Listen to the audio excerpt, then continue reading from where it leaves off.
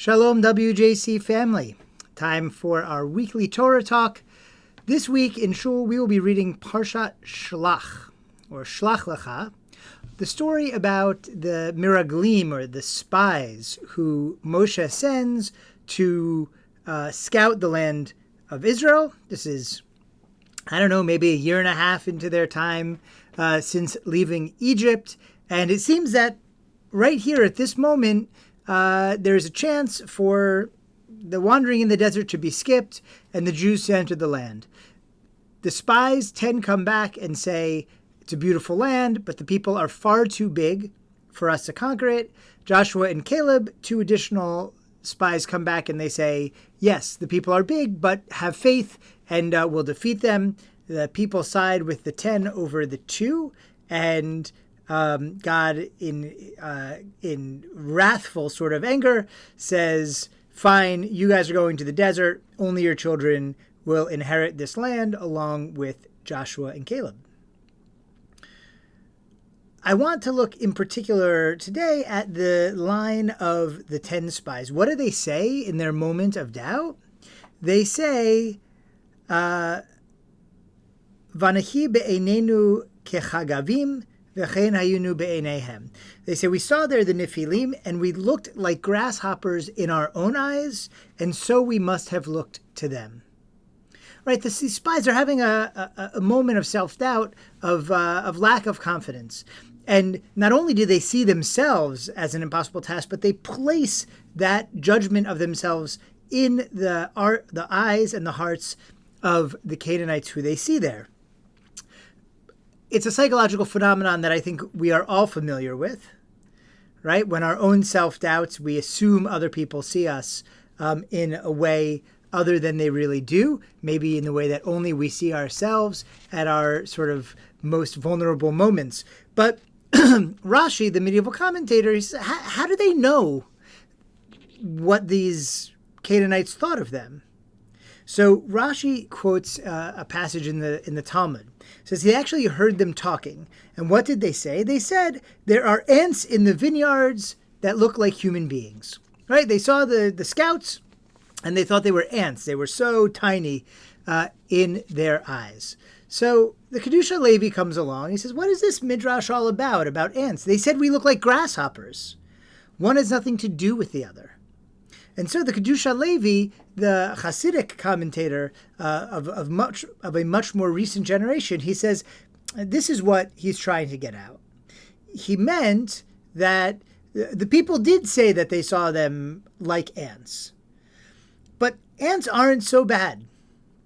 Right? That basically, ants have this ability to work together and to cooperate, and despite their small size, they can accomplish amazing, amazing things. They can move piles of dirt, create extensive tunnel systems, save up food for the future, and ultimately create a whole colony able to work together, as long as they all follow the same basic principles of sort of the hive mind, as we like to call it. A grasshopper has, bounces here and there. It's actually much bigger than an ant, but can accomplish so little because it lives for the moment and doesn't store food for the future or anything like that. And we all know there's fables about this. Kedusha Levi is saying that kind of fable. That's what Rashi is getting at. In fact, he says Caleb is going to say to the people, he's going to argue back to them, it's okay if we just do what God says. If we march in, we will certainly be able to ascend, na'alet, to go up. He means up into the land of Israel and conquer it. Kedushat Levi says, if we only acquire the merits of following the path that God laid for us, we will be able to ascend, meaning be part of God's purpose and fulfill that.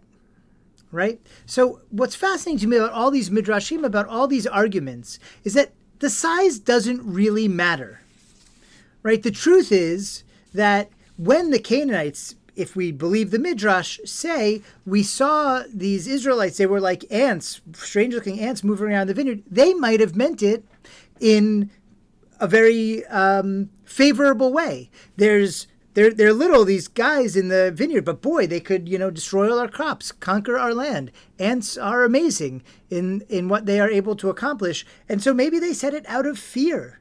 There's people, they're smaller than us, but boy, they can accomplish a lot because they have a united purpose.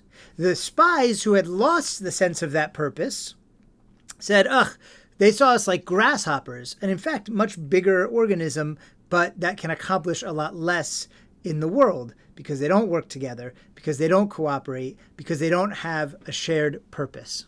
And the message to us is clear, the message of Caleb, the message of the Kedushat Levi. Right? It's not so much, look, we live in a time when individualism is very important, more so maybe than ever in history, and maybe in America more so than any place else. And no one wants to take away that individualism. However, when we are only interested in our individualism, in what we care about, and what's good for us as individuals, then we fail to get the purpose that God put us here for.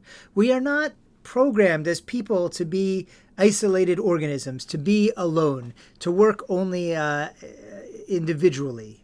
We are social animals, and animals that live in groups, in communities. And we have the ability, like ants, to accomplish so much in this world, so much good. Despite how small we might see ourselves, despite how small we might really be. Ultimately, when we don't give ourselves that credit, when all we can see is our size and not our ability to overcome that by working together, by having a connection to a divine purpose, having a connection to Torah and mitzvah and the ability to bring good into the world together, what results is disastrous. Just like the disaster we read about in this week's Parsha, Shelach.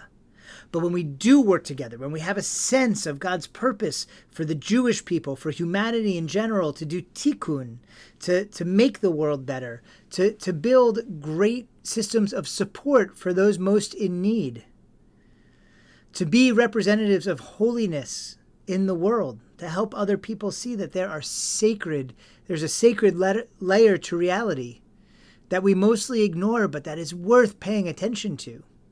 When we do all that, well, yeah, we might be ants, but we are ants who function like giants, as opposed to a grasshopper who is a giant who functions like nothing.